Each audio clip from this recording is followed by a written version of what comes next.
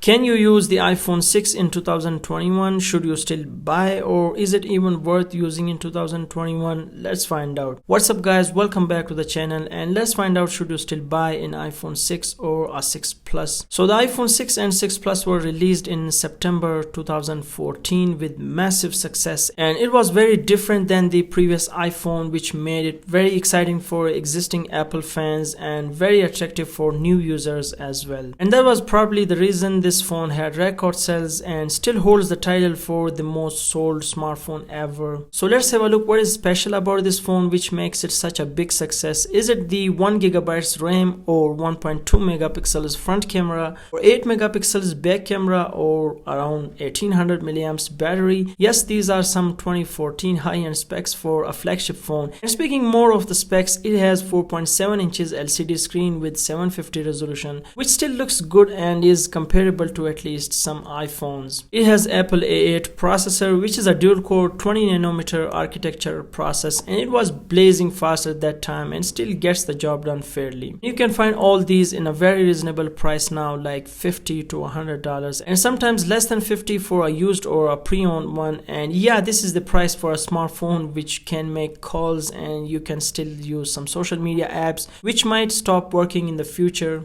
After all, let's have a closer look at the phone. So the design is still very Apple, and you just cannot tell the difference between this and using another iPhone, especially on the front, except those with notches. It is aluminum and is overall thin, which resulted in that famous bend gate controversy. Basically, it used to bend at somewhere near the top after coming under a slight force, which is just a weird experience, especially with a metal phone. And there were so many cases, but yeah, the problem was then solved with the stronger and higher grade aluminum in iPhone 6s and 6s Plus. And now looking at the design, it is outdated. I mean, it's old, almost 7 years, but it definitely doesn't look bad. Especially metal phones look and feel better in some ways than the plastic or glass phones, I think. The screen is also pretty 2014 or might be 2020 for Apple with these bezels and 750 resolution, and it is for sure not the 2021 screen in the industry, but it is surprising that this is still very usable, or at least for basics. There are some issues with the screen, like the touch on so many phones doesn't work smooth, and there are reported stuttering or lags in touching the screen, and also the screen turns yellowish on the corners or sides with the passage of time, and this one also has some yellowish kind of burning or shade in the screen, which looks very annoying.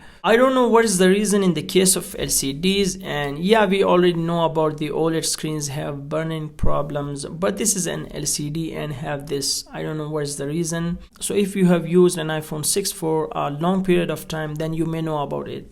Okay, so this is running the iOS 12 and it stopped at iOS 12 for some reason, but fortunately a majority of the apps are still supported. But yeah, we know this will be getting less and less with the time. But the iOS 12 is not very different than the latest iOS, and it runs surprisingly good, and also the apps, although it's an old version and an old device. So the performance with this version is, I would say, pretty normal, and there are some loading time in opening the apps, but still normal usage is flawless until you are very limited to some normal apps and very normal usage. And other than that, you will feel its age when you are using it, and if you are already using it, you will not just realize that much until you use some other iPhones like an iPhone SE2 or a 10R or an iPhone 10 or X. And overall, it's pretty much not recommended in terms of the performance, but still in this price it is fairly justified. And you can see how smooth is this iPhone still.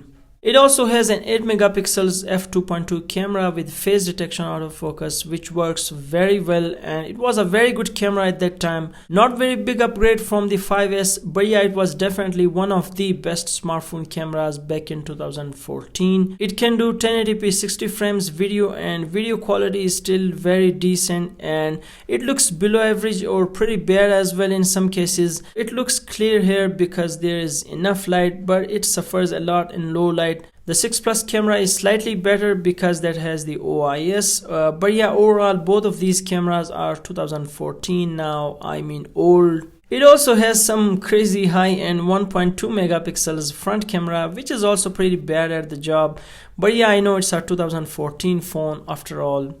And speaking of the battery life, I would say the battery life is terrible and it was not so good from the beginning, but it is still usable and you can do normal usage with it without any problem. But if your battery health is below 80, then you might also have unexpected shutdowns or some sort of abnormal behavior. I cannot say anything about the screen on time because it's just unknown, I think, but if I guess, you can get up to 2 hours of screen on time or maybe more than that with full charge and a good battery health, which makes it fall in almost poor category, and if you are using it, you probably better know it. But after all, it is amazing that this phone has held up extremely well in almost every category, like the design, the screen, the camera is still usable, the performance is very normal like an old phone, the battery life is also somehow usable, and the speaker is very loud and clear with rich sound.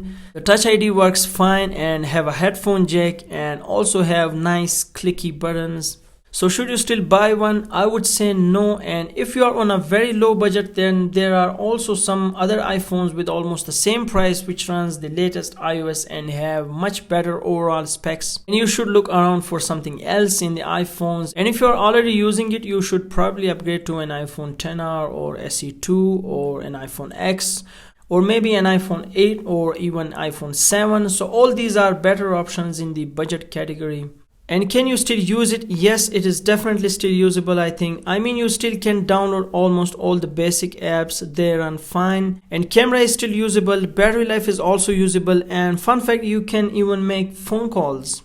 So that's pretty much all about the iPhone 6, and let me know in the comments below if you are still using an iPhone 6, which will be very interesting, and how is your experience with it? Is it different than mine or same? And again, thank you so much guys for watching. Please be sure to subscribe, as YouTube says almost all of you watching this video will not subscribe, and hit that like. I will see you in the next one.